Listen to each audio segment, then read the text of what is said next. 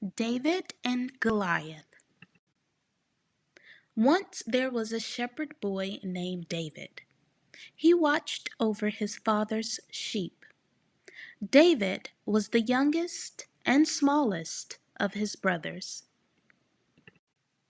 A king named Saul was ruler of the Israelites. David and his family were Israelites too. The Israelites were fighting with another group of people called the Philistines.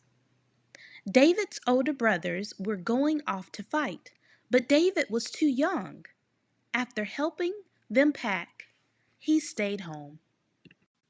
One day, David's father asked him to take food to his older brothers, who were soldiers in King Saul's army. "Visit the Israelite camp," said David's father, "and come back with news about how your brothers are doing." "I will," David said. King Saul's army was camped on one side of the valley. The Philistines' army was gathered on the other side of the valley. David searched among Saul's soldiers until he found two of his brothers. "What are you doing here?" asked David's oldest brother. "This is no place for boys," his other brother said. "You should be at home with the sheep." Just then, a giant soldier from the Philistine army stepped forward. He was nearly 10 feet tall. "I am Goliath," the giant roared. "Who is brave enough to fight me?" None of King Saul's soldiers answered. They were all too afraid. David was not afraid of Goliath. "I will fight the giant," David said.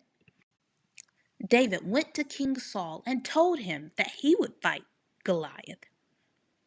"But you are just a boy," King Saul said, "and Goliath is a great warrior."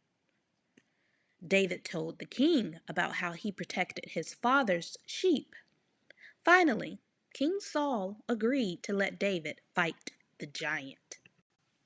King Saul gave David a sword and armor to protect him, but the armor was too big.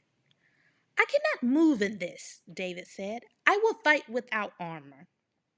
David went to the stream and gathered several stones for his sling.